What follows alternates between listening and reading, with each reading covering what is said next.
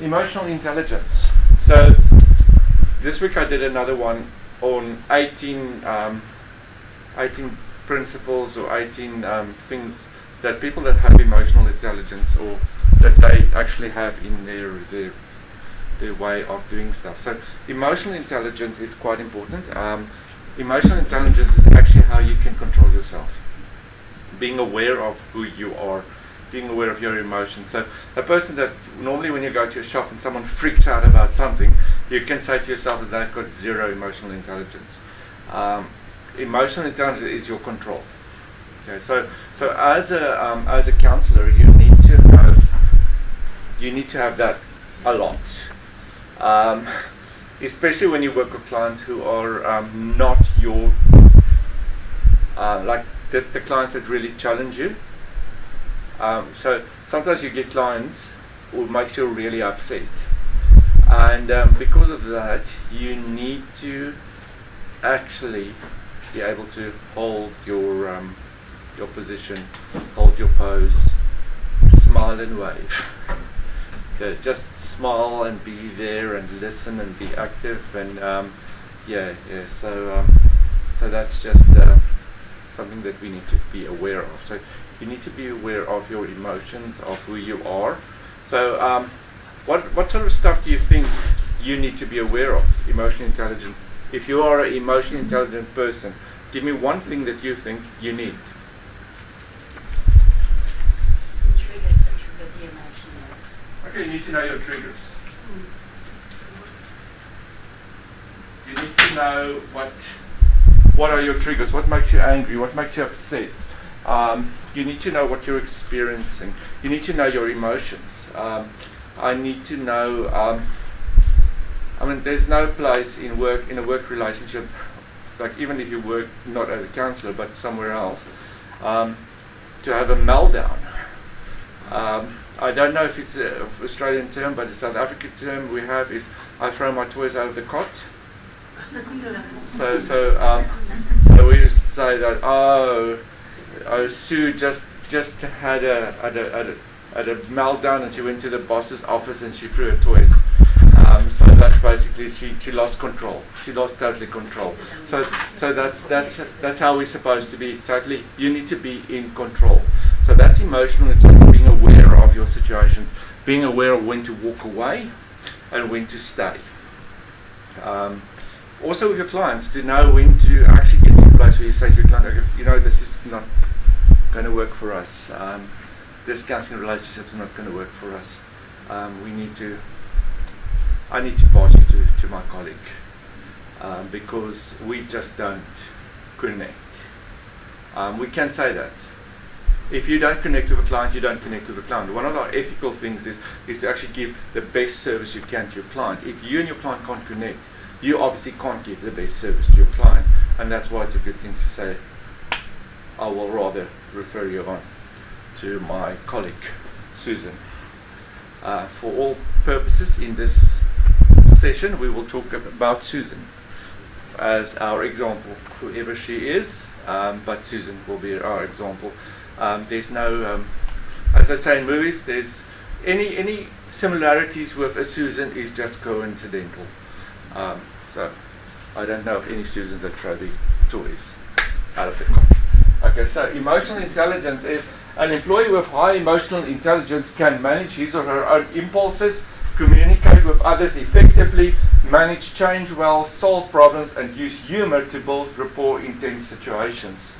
So, a person that goes like, I will not change,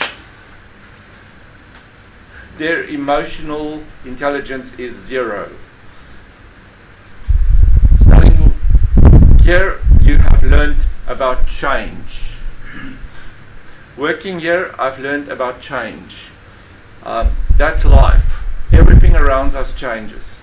And also, we must also learn to, like they talk about humor builds rapport. We also need to take life a bit less serious. Okay, because none of us are leaving life alive.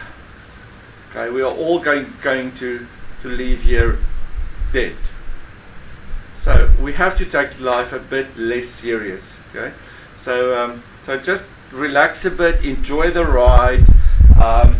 Unfortunately, I think in a lot of cases in today's world, people go with the mentality, the one that dies with the most toys wins. I must have the biggest house and the nicest car and whatever, and you have all that stuff, and if you die with all that stuff, then you win. I don't know, I think the people that's following you wins, because they get all the stuff, you get nothing. So it's just up to, I mean, let's take life a bit more or less serious. Also be aware of yourself, be aware of your emotions, be aware of who you are, be aware of what's happening inside of you. If you get really upset with someone, instead of lashing out, like I know, like I'm going to lose it now, walk away. That's one of the greatest things that you learn when you have two teenage boys, is walking away. It's not that easy, it's not that good. Sometimes you do actually fight, but then you felt like, oh, I should have actually just walked away. So emotional intelligence is needed in many situations in our life. Okay, so when you can sit at home and you reflect on yourself, think a bit about your emotional intelligence. Think a bit about the things that really, like, which are triggers in your life, which are things that really make you upset, what's happening in you. All right, so be aware, and also change. How do you manage change? How do you work with change? Do you manage it well? Do you actually get into a spot where you actually start to argue and fight and I will not change? I will not do it. If you work somewhere and you say I will not do it, then you're going to experience change, because then they're going to kick you out. So you have to be adaptable, and that's part of being emotionally intelligent. Okay, what is it? Emotional intelligence is a part of you that affects every aspect of your life. Understanding the root cause of your emotions and how to use them can help you to be effectively identified who you are and how you interact with others. So it's actually to know who you are, and also to take responsibility for who you are. I know a few people that went to prison, and not one of them was guilty. All of them tell me that they've never done it. They've been framed. One guy actually went to prison after he'd taken a few million. When he was in prison, his wife bought a $1 million house cash, that sort of stuff, but he never did it. So it's like, part of emotional intelligence is actually taking responsibility and say, hey, I've done this. I'm sorry. Okay, so it's also sometimes for us as parents to sometimes to go to your children and say, I'm sorry I lost it there. Sorry I actually became upset with you, or sorry I made a mistake. Part of emotion, that's part of being emotionally intelligent, is actually taking responsibility for things that's happening. Right. Self-management is one of them. I'm not going to run, I'm just going to do a few of them. There's quite a few that we can go through, but self-management is one. How do you manage yourself? How do you manage what's happening in you, what's happening in your life? First of all, is be consistent. One day I'm like this, the next day I'm like that. I mean, some people walk around being like really totally bipolar without being bipolar. One day they're happy, one day they're sad. One day they're good with change, the next day they can't cope with change. So be consistent in how you manage yourself. Be consistent. Number 2 is be accountable. And that's what I said about earlier, is like, I've known so many people that never did anything wrong. Be accountable. Find someone that you can be accountable to. Whatever it is. If you've got a problem, I know the AA, you know, those rehab programs, they have somebody which you're accountable to. But you don't need to be in some sort of program to get someone like that. You can have a very close friend and say, I've got a problem with this, and I want to make myself accountable to you. So once a week you need to give me a call and ask, how do I do this, or something like that. Be accountable. We can't go around just not being accountable to anything. Stick to the plan. Whatever your plan is in life, stick to it. If you don't have a plan for life, you're just like a ship without you're just floating. You have to have a plan. You have to have a reason. Like, I'm studying this because I want to become this, or this is a stepping stone for me towards this. I've got a plan. I know where I want to be in 5 years or in 10 years from now. This is what I'm planning for my life. So and stick to the plan. Don't go like, I'm studying counseling because I want to become a counselor, and while you're studying counseling, it's like there's something else in the course that looks really interesting. Oh, now I rather want to focus on that. And then suddenly, I actually want to be a teacher. And then you go and study to become a teacher. And then, no, teacher doesn't really work for me. I want to be a fireman. And then it's like, I know so many people that's got half courses. They've done, I studied that, I studied that, I studied that. It's like, wow, that's impressive. But then they tell you they've never finished. That's not impressive at all. So stick to your plans. Whatever your plan is, whatever you want to study, whatever you want to do, stick to your plan. Don't go and change your mind. I mean, you can change somewhere. You know, if you really realize like this is a ridiculous plan.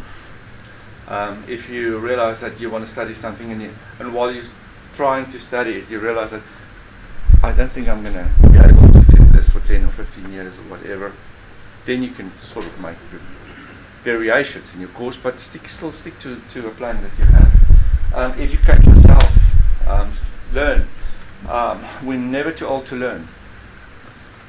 Never ever. I mean, Monif, that was here, is an inspiration. When he was, he was like 70. No, he was 84. Yeah. He was 84 when he actually started his course, and he. English is not his first language. English is like a third or fourth language, and he finished. So you educate yourself, and we don't need to educate ourselves the whole time by actually enrolling in a course. We can also educate ourselves by focusing on something.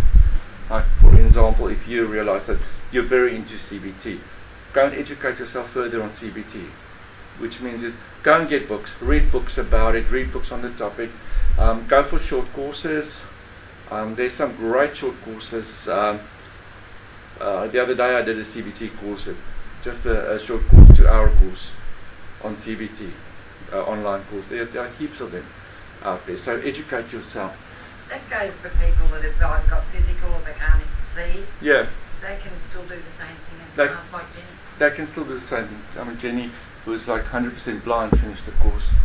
Right, and then stay physically fit. Part of self-management is stay physically fit. Look at what you eat. Look at what you drink your 8 glasses of water per day. For every every cup of coffee, you need to drink an additional glass of water. I drink 1 glass of coffee. So that's like, just be aware of what you eat. Yeah. Be aware of your fitness levels. Take the stairs instead of the elevator when you come to class. That sort of stuff. Physically fit. So that's part of self-management. Self-awareness, and this is really, really important for many aspects of who we are and what we do. Self-awareness is really, really important because you need to know what's happening in yourself, and that's just part of intelligence, of your emotional intelligence. Is be aware of your ability. I have really zero ability to work with children, little children. I cannot counsel little kids. I don't have the patience, and where other people they can sit with kids hours and hours and explain, and I can't do that. My ability is more in other fields, so I know what's my ability. So if someone comes to me and say, will you counsel these kids that are under 12? I'll say no. But if they're 13 and up, I can do that easily because that's more where my field of study is. Confidence. Be confident. Be confident in what you do. People see if you're not confident. Especially if you sit with a counselor, that's not confident. Be confident. accurately perceive stuff. So how do you perceive the situation? Are you accurate in what you? So that little bit of gut feeling we sometimes have, especially when working with clients. Especially working with clients, don't blabber it out. Keep it to yourself. Okay? Don't like, oh, I think you were abused as a child. I was like, no, I wasn't. Yes, I think you were. It's like, no, I wasn't. Yes, you were. So don't go into that sort of conversations, but in the process ask different questions. Tell me about your childhood. Tell me about what happened. Tell me about significant things that happened when you were a child. That sort of stuff. So be aware of stuff, but don't force it on your clients. We don't go and say, I think you need to do this. It's like, no, they don't. You follow them. Remember, one step beside, one step behind. And then skills and knowledge. Know your skills and knowledge.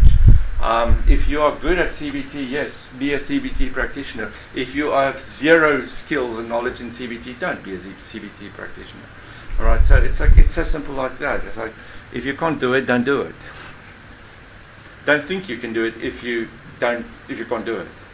Right? It's like, if you can't be a brain surgeon, don't go and operate on people's brains. And that's basically what we do, is we work with people's brains, we work with people's minds, we work with stuff. And if you can't do it, don't do it. Right? Pressure. Good pressure, bad pressure, and no pressure. What's good pressure? What would you say? Something that you can handle. Something you can handle, something that motivates you. One of them is deadlines for assignments. Good What pressure. about the pressure of that something that makes your mind think? Yeah, it's pressure. I mean, you're under this pressure. If I don't follow my deadlines, I won't submit my assignments. And unfortunately, with uni assignments, there's really almost zero chance of getting extensions. So that's good pressure, because that helps me to actually move on in my course. What's bad pressure? Then you become overwhelmed that you're not functioning. That you're not Yeah, doing. yeah. Like at work, in a work relationship, at work the pressure is too much. You've got so much to do. You've got so many deadlines all at once. It's like, it's just too much. You can't control it. It sort of takes up everything. It basically takes up your whole life. You can't really switch off afterwards, because you've got all this pressure constantly on you. So, and then we get no pressure, which is also not good. Not because there's no motivation. No motivation, no nothing. There's nothing that motivates you. If you've got no pressure, you're at home, you've got nothing to do. What are you going to do? Watch TV all day, home and away all day. Not I feel like that at the moment. Some people can watch it over and over and over and over again. It's like reruns. Watch The Bachelorette all day. So yeah. See what politics, I could watch all day. Yeah, you can watch politics all day. Bachelorette, watch Jared all day, freaking out because he's in love with the girl. And every week we hope he gets voted out, but no, he keeps on getting a rose. So it's like no pressure, good pressure, bad pressure. Sometimes when you have pressure in life, just ask yourself, which sort of pressure is this? Is it a good one? Is it a bad one? We obviously don't really want no pressure. We think that's good to have no pressure, but sort of, I mean, it's like that story about diamonds are formed under pressure. So we have to have pressure. What about pressure you put on yourself? Sometimes it's good, sometimes it's bad. Yeah. And I think that's one thing also that we realize sometimes with clients, is that they put so much bad pressure on themselves. I sometimes get clients where I say to them, I think you need to relax a bit on yourself. You know, it's like they're just too strict on themselves. They put so much on them. They want to perform, they want to. I worked at two schools. The one school is here, not here, but close to us. And the kids in that school doesn't really have a lot of pressure. the issues that I worked with was more relational and stuff like that. Then I went and I counselled at one of the top schools in Brisbane, like one of these schools, and every single student that I saw for counselling came because of pressure, performance anxiety. Every student struggled with performance anxiety that I spoke to. And that's quite interesting, that you have two different schools. The one's pressure is not as high academically, so it's more relational issues, but the other school, performance is the main thing, to be on the top, not only for the kids, but also for the staff, to actually perform and to keep to that level. Is that family as well, though, too, with all that pressure with some of the children? Yeah, it's especially in that school, family a lot, because you have a lot of messages coming from parents saying, look at this. Where in this school, the one school where there's not really pressure for performance, I only saw parents when I do case management. The children not performing to their... That's all, when it's case management. But in that school, I saw every single parent and their child. And they were all like same. They were all like highly strung people. So pressure, we need to get a balance. And that's also important, is to sit with your client and actually work out balance. And ask yourself also, which ones are how much bad pressure is there in your life at the moment? I've got quite a few at this stage, which is sort of good, but it's getting too bad, because I have to write articles for publication, I have to hand in an assignment, I've got all these things. So And you've got marking as well. I've got marking too, and I've got work. So apart from that, I also have the other things to do. So it's good pressure, but it can become bad pressure. And it becomes bad pressure if I procrastinate. While it's still good pressure, So how do you find that balance? so I need to plan. Because if I've got to assign a 3,500 word assignment due on the 3rd of November. If I start working on it now, it's still good pressure. If I start working on this the 1st of November, it's turning into bad pressure. Yeah. Because the bad pressure will also influence my house. I'll be stressed with, it will have an influence on my relationships and stuff like that. So we always need to make sure that we keep the good pressure good and not let it turn into bad pressure. So do not procrastinate, and we love procrastination. For many of us, that's our best friend. Why do today what I can do tomorrow? And then why do tomorrow what I don't have to do at all?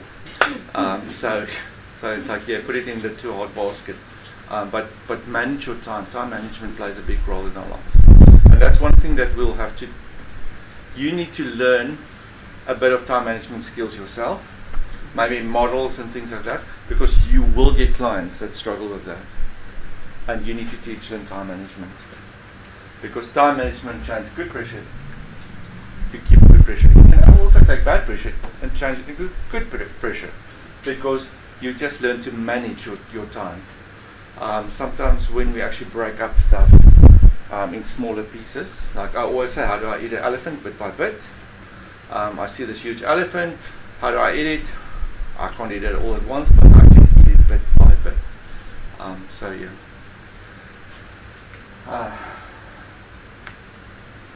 Right, self-motivation. How do I motivate myself? First of all, I work towards a course. So I've got something I want to do. I want to achieve something. So you know what your cause that you want to achieve. Better yourself, better other people, whatever you're involved in. Don't compare yourself. So don't do like, oh, you've got 7 assignments left, I've got 6 left. So don't compare yourself to other people. Okay, it's part of bad pressure actually. You know, it's like if I compare myself to other people, I sometimes cause bad pressure, because I look at other people and say, whoa. Even with studies, I've got in the unit I'm doing now in uni, we actually every week we used to, during the term, we used to read an article which the lecturer provided us, and we have to write a 300-word essay on that, a reflection on that article. And you have to use outside sources and stuff like that. But then you read this article, you write it, and then you see, because it's a public forum, then you see the other students have posted. Then you read their articles and like, my article's not good enough. You know, their articles are better. Start judging yourself. And I start judging it myself, and I'm like, oh, they take this angle. So in the end, I decided I'm not reading their articles anymore, because until I posted mine, and then I have to read their articles because I had to write a 150-word reflection on their article. But after I posted mine, so I decided I'm not reading their stuff till I've posted, and that makes my pressure less and stop me from comparing. So yeah, so all right. Be conscious not to give up. Right. So giving up is not an option. Giving up is not an option. For many people, the first default they go to is give up.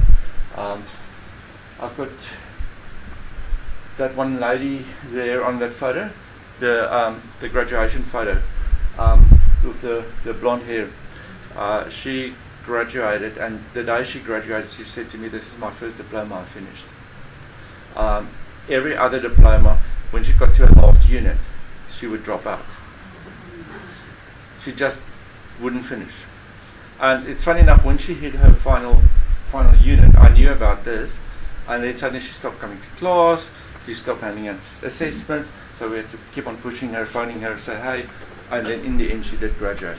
But her way is always, I just don't finish my courses. So that's what she was about. So Yeah. she put that on her as the own stigmatization. Yeah, she's got a fear for finishing because something happened in the past, so we had to work through that. And in the end, she graduated. And funny enough, after this, she went to Bond University, and she's actually graduating in a degree now, because of the fact that she started to push herself now to finish off. But for many people, it's like they give up too easily. It's like that picture we see. It's like flooding Facebook always about the guy digging for diamonds, and then the next picture is he gives up, but just behind the little wall is like these heaps of diamonds. So it's like never give up. Don't get into a position of giving up. So make it like a thing in your life that giving up is not an option. Even if you have to go and redo a course, but you will get this done because this is where you're going to go. Don't live in the past. We have so many people living in the past, and that's part of counseling too, is we have a lot of people that come and see us that actually live in the past. Because of stuff in the past, because of this in the past, because of that. I don't trust people because they did this in the past. There's a lot of people that live in the past. So we need to help them to stop living in the past. But we can't help them if we still live in the past. So there's a lot of self-reflection that we need to do in this regard. Where are you about living in the now? So do a bit of what therapy? What therapy do you need to do on yourself to be in the now? Hey? Yeah. No, sorry. No. Right now it's not social focus. First- Narrative therapy. Person centered. Person-centered. The now. Be in the now. Be in the now. What are you experiencing now? What do you feel now? So that's what you do, is you live in the now. And then the last one is positive thinking. Positive thinking. How many negative words have we spoken over ourselves today?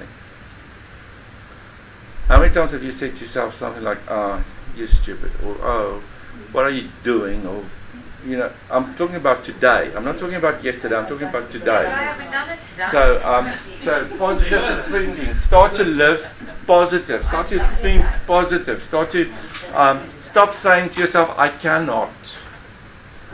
Say, "I can. I can do this. I can do this. It's possible." My grandmother always taught me. She said to me that if other people could do it, you can do it too. If other people could finish this, you can finish it too. And And that's sort of a philosophy that I've learned from her. It's like if I see other people can actually graduate, then I can graduate too. But you can do that with your personal life too, because Mm. I know with my hip, I push myself because it's not going to beat me. I'm going to beat it. Yeah, I'm not going to give up. Work through the pain. Yep. It's like going to gym. If you keep on lifting the same weight every time, you're not gonna. Your muscles won't grow. You need to make it heavier. Running. There's no point in running 500 meters every day. Today it's 500, tomorrow it's 600. We just keep on increasing it. So think positive, talk about yourself in a But positive is way. it a negative we look at it and we think we're not intelligent enough or smart enough, like as far as like in uni, you see it as the big picture of does it go on intelligence as well, on how your IQ is? First of all, you need to be realistic, but I'm not saying negative in the sense that I'm not smart enough. Yeah. I think everyone is smart enough. Some people just have to work harder than other people. So it's like you can do it. You just need to put in a bit more than other people. You don't have the photographic memory something. Yeah, unfortunately, I think only 1% of our people do have that. The rest of us have to just work damn hard, and That's true. and that's what we're doing. I mean, it's like I've got a few degrees, and I didn't get them from doing nothing. I actually worked very hard, and it's a lot of studying and a lot of things going in there.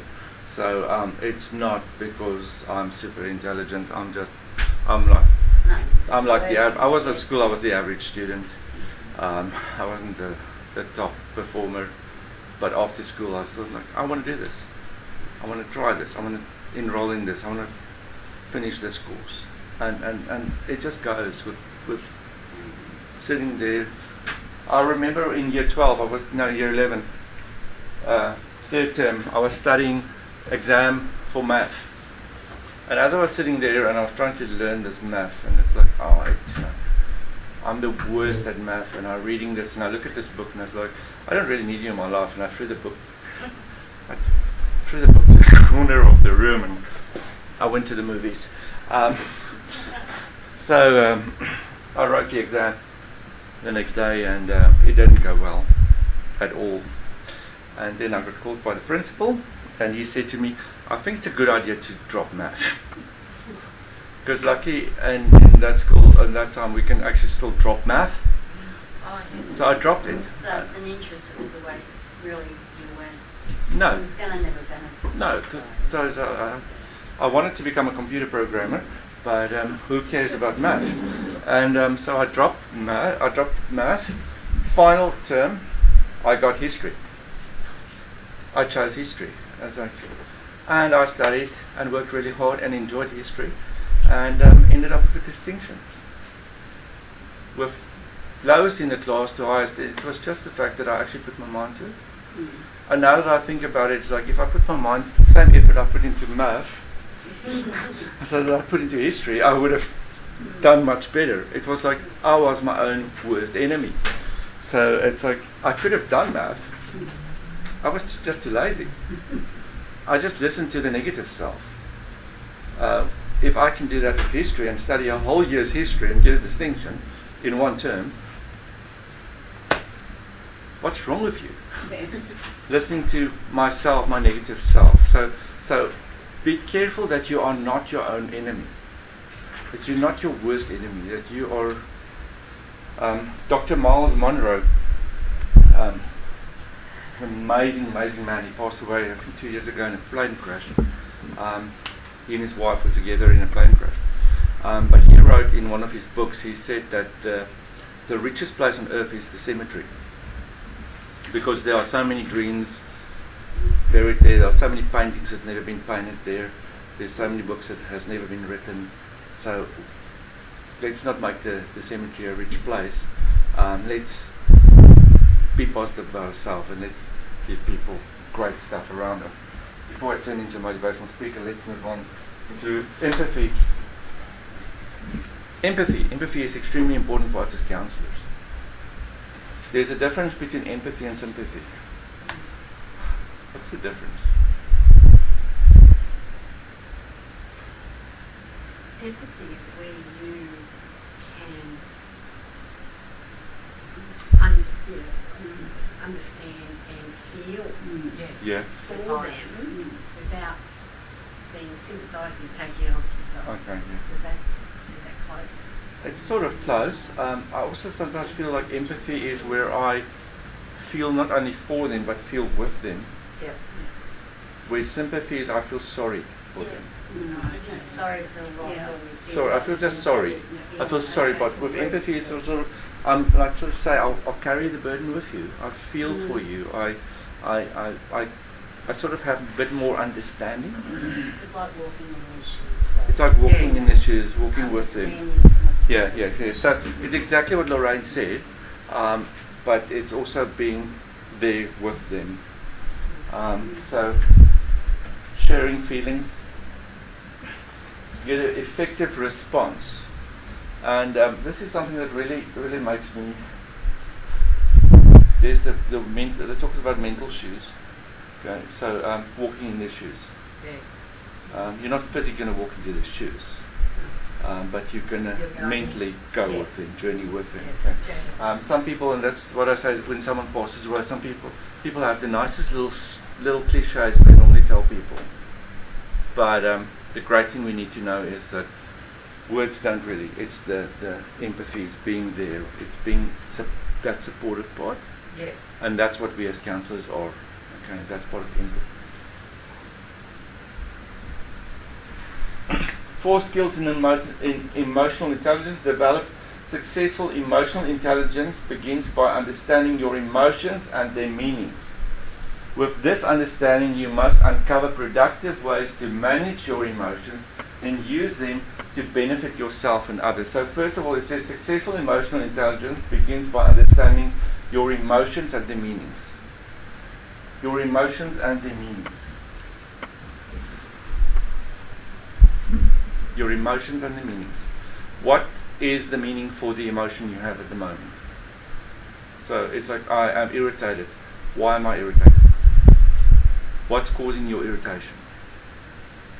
I am sad. Why are you sad? What's causing your sadness? I feel this. Why? Okay? Let's try and understand why. How to actually perceive emotions is words are half the message. So if someone comes to you and they say stuff, it's half what they're actually saying. You also listen to the tone of their voice. Recognize your emotion and focus on the message. If someone comes to you and they talk to you in a very rude manner and the tone of their voice is not a nice tone, you will take the message totally wrong and you'll become more aggressive or on the attacking. But if they come to you the same message but a different tone, different way of saying it, there'll be a different response. So be aware of emotions, be aware of your tone of voice, be aware of how you say things. Even with your clients, when you sit with your clients, be aware of what you are saying to them, what you're telling your clients. So that's use emotions to facilitate thinking. How you feel determines how you view the situation. How you feel determines how you view the situation. Choose to be in a good mood. So if you are in a bad mood today and you look at the situation, then you're going to see the situation totally different from when you are in a good mood.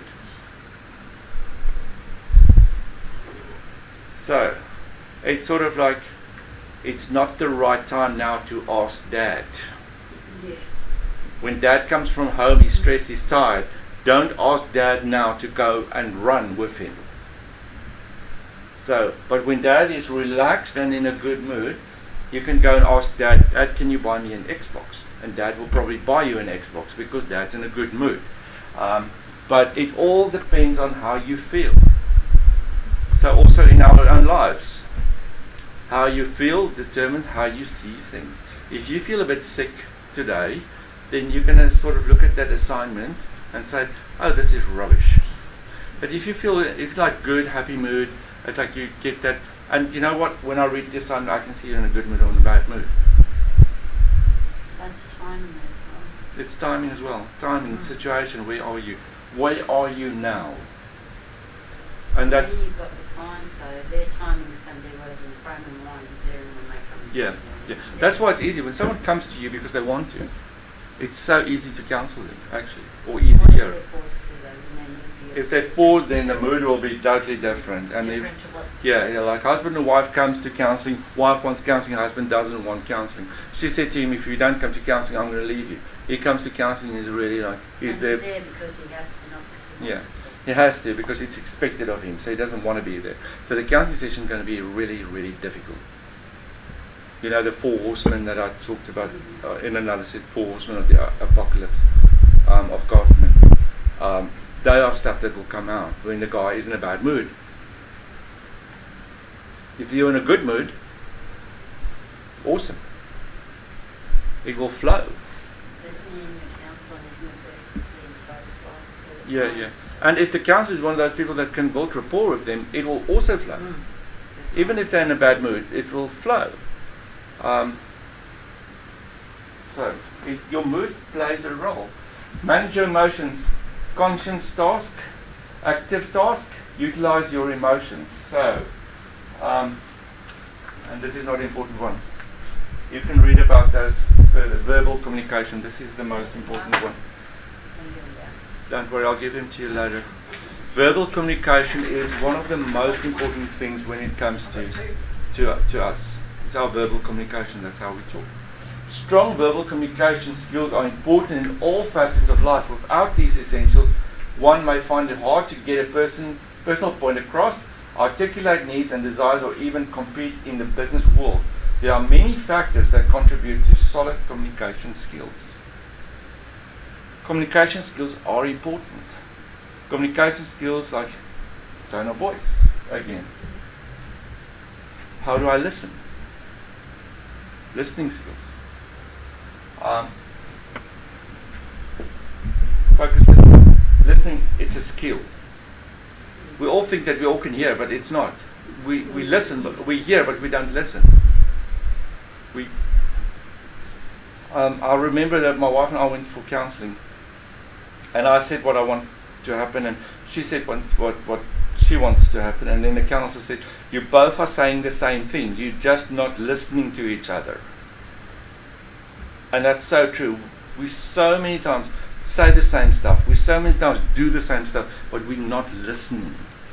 And that's why we need to work on our listening skills. And a counsellor needs to have great listening skills, because you need to, like that one, had to listen. It's like, he's saying exactly what she's saying. So that's why it's important to have proper listening skills. So it was just worded differently. It's just worded differently, but because everyone wants to push their own agenda, no one's listening to the other person. So listening skills. Make a conscious effort to listen. Not to just hear, but listen. And then, listener is multitasking.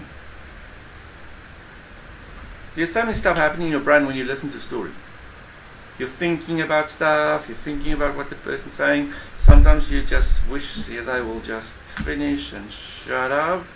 Sometimes you like finishing the story. Sometimes you say, I know the story before. Sometimes things go like you're lying. All sorts of stuff happening in your brain while you're listening to the story. You are multitasking. Plus you're watching, you're looking, be careful not to look over their shoulder. That sort of stuff. Also your body language when they're listening to you, when you listen to them, make sure that it shows that you are not bored, that you're not interested. So your eyes don't close over and you're falling asleep. Also, there's lots of stuff that you need to be focusing on when you are actually listening to someone. So there's quite a few things of listening, and that's why our fabulous book of Ivy and Zeliquist is such a good book. And I kept on plugging this book and saying, read this book. You all have this book. Read the book. It focuses quite a lot on listening, on also verbal skills. We need them. The better your verbal skills are in counselling, the better it is. Also, work on your vocabulary. And how do you work on our vocabulary? We read. The more you read, the better you start to. Don't watch TV to work on your vocabulary, because these days your vocabulary will just end up with a lot of swear words. But the more you read, the more words you actually have to also articulate with your clients. Because you can't just say okay the whole time, or not a problem, or sometimes it gets really boring if the person keeps on reacting the same way the whole time. So work on those skills. Ask questions. Ask your questions. And that's one thing we do as counselors, but also in life, we have to ask questions. My wife always says to me, ask the next question. So when I speak to someone, let's say they tell me a story, and then it's like, oh, that's interesting. And then I go home and I say to her, you know what this person told me? And she says, and what happened then? I say, I don't know. She says, ask the next question. So it's like, okay, ask the next question. So even if I sit in counseling these days, and it's like, ask the next question. I'm like, so how do you feel about that? How did this happen? Tell me more about that. Just goes hand in focused listening. If you listen to a person, you as a counselor pick up these gems they're dropping, and then you ask the next question, and you get them to go deeper and deeper down into the darkness where you want to take them, so that you can get rid of those things that haunt them from their past. We need some probing questions, and make sure that your questions relate to the topic. Don't go off topic, right? And don't do stuff like, if they talk about, let's say, I had a fight with my sister, and then the counselor says, okay, tell me about what reaction, how did your mother feel about the fight? It's like, it's got nothing to do with you. I'm talking about the fight with my sister, okay? And my mother's not in this picture at all. And also you can't say, how does your sister feel about the fight, because she's not your client. So what did your sister do when you said that, or how did she react, and how do you feel? But focus on your client, right? So your questions need to relate to the topic. Okay. Communication with flexibility and authenticity. Be honest, set a clear message. Do not sugarcoat. All right, be straightforward. Many times we sugarcoat stuff, but be straightforward. I had a supervisor who would say to me stuff like, "Why did you do that?" I say, well, in counseling, I did this with my client. He say, "Why?" So sometimes you can be strict with your client too, and say, "But why did you do that?" Or "Why did you say that?" Or "Why did you cause this argument?" Why? Sometimes we sugarcoat stuff too much. It's like, "Oh, you're so wonderful, you're so great, you're so, I love you," that sort of stuff. Instead of getting to the truth. And sometimes with our clients, we need to get to the truth. The non-verbals we all know about. The non-verbals are our body language. What does your body say? You come to counseling, what does your body say? Does your body show, I don't want to be there? And I'm talking to the counselor. I'm not talking about the other people. If you sit there and you've got clients and you show that you don't want to be there, your clients are not going to connect with you. I mean, have a clock in your room, yes, but have it in such a place that you can watch a clock without them noticing you watch the clock. Make sure the clock hangs behind them, not next to you. That you keep on looking on your watch the whole time. So body language plays a role. The non-verbals, facial expressions play a role. Work on those stuff. If you know that you struggle with in practice, sit in front of the mirror and practice. Maybe you can counsel yourself a bit. How do you feel about that, Marie? Why did you do that, Marie? I'd have to sit in front of the mirror first. So it's like, just sit there and maybe just practice. Practice your body language, work on your body language. And if you can go to some course on body language, even better. Yeah, because it goes to their tone of voice, everything. the way they look. Yeah, everything. And also remember, another thing is, I talked about it before, is look professional. The way you dress, whatever, look professional. Okay, don't look like you just got out of the washing basket. Look professional. All right, I'm going to stop there because there's so much more to go on. We, especially non-verbals. the body language and stuff like that. I will give you my PowerPoint if you want the PowerPoint, or we can make copies of my notes with my sub notes on them. It's quite a pack, but Yeah, that's good. that can also help you in the process of looking, but also look into this thing of emotional intelligence. Read up a bit of it. There's a lot of stuff on YouTube to look onto that. But it's quite important that we actually work on our emotional intelligence as counselors. So okay, so that's all I have to say today. Is that's emotional intelligence.